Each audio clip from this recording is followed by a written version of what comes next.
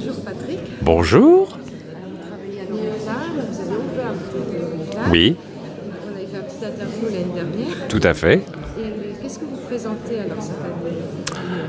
Alors, cette année, on démarre la journée de festival par la danse du poisson. Très beau programme. Oui, de Christophe Guichet. On est très fiers de notre programmation. Et la danse du poisson de Christophe Guichet, qui est une comédie dramatique, un seul en scène, écrit par Christophe, joué par Christophe, et qui m'a touché, bouleversé, fait rire. Voilà, j'ai dit ça a sa place à l'Oriflamme. Vous l'avez écrit il y a 30 ans. Oui, c'est ça, il y a 30 ans. Et après, on a un spectacle écrit par une jeune autrice, Clémence Baron, qui s'appelle Les Enfants du Diable. Et pareil, là, j'ai lu le texte, j'ai eu un coup de cœur absolu. C'est aussi une comédie dramatique. Il y a du rire, il y a beaucoup d'émotions. C'est les retrouvailles d'un frère et d'une sœur qui ont été séparés pendant 20 ans. Parce qu'il y en a un qui a été élevé dans un orphelinat de Roumanie et sa sœur a été adoptée par un couple de Français, elle est devenue une grosse vedette.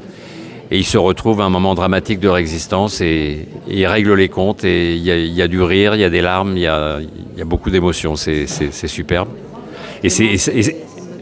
Oui.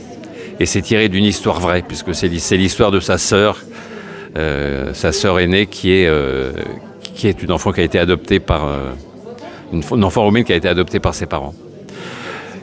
Après, on a encore un spectacle de Christophe Guichet dans lequel il ne joue pas, mais il a écrit et il a fait la mise en scène.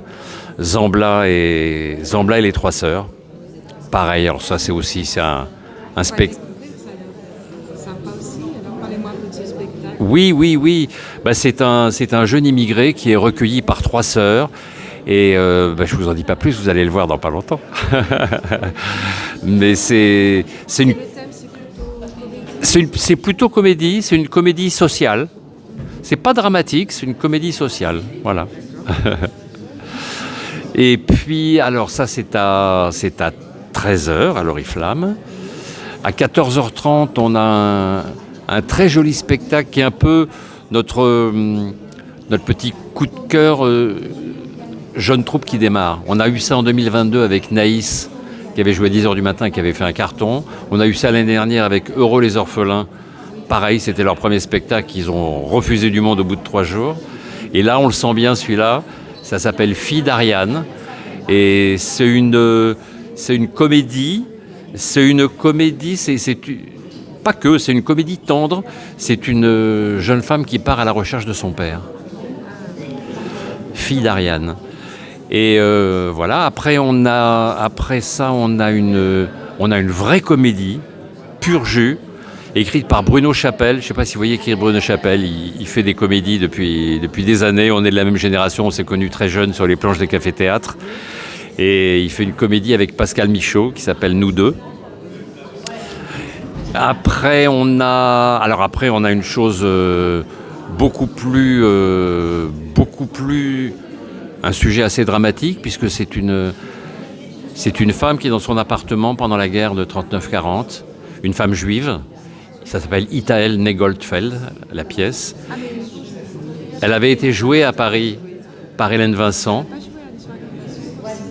Où ça? Ils n'ont pas joué sur la Côte d'Azur. Ah, peut-être qu'il y a eu une tournée après, c'est possible. Ah oui, non, mais voilà, mais c'est ceux de la Côte d'Azur qui viennent à. Voilà, ça a été recréé à Nice, et c'est eux qui viennent à l'Oriflamme. C'est Françoise Naon qui joue ça.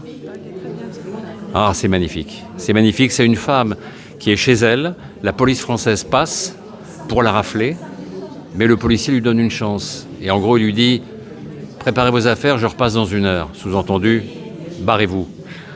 Et pendant 1 heure, elle se demande est-ce qu'elle s'en va ou est-ce qu'elle s'en va pas. Et elle raconte sa vie, son mari, son fils qui vient d'être raflé, qui est parti. Donc elle se dit: si je pars, je vais peut-être le retrouver. Et c'est un très beau spectacle. Oui, il y en a d'autres. Après ça, il y en a un que j'ai zappé. Si, bien sûr. C'est un spectacle qui s'est déjà joué à Avignon l'année dernière au Théâtre des Vents. L'improbable histoire des passantes. Sur une chanson de Brassens. Avec Hervé Masquelier. C'est beau, c'est joli ce spectacle, c'est magnifique.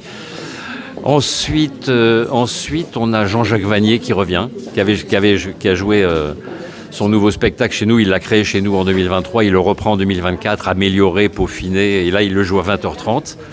Et on finit à 22h par un concert. L'Aventura, c'est Yves Toulis et Lou Volt. Yves Toulis, il a écrit plein de tubes pour plein de chanteurs. Et il a une jolie carrière et on termine vraiment dans la joie. C'est très drôle et très bien écrit et très bien joué.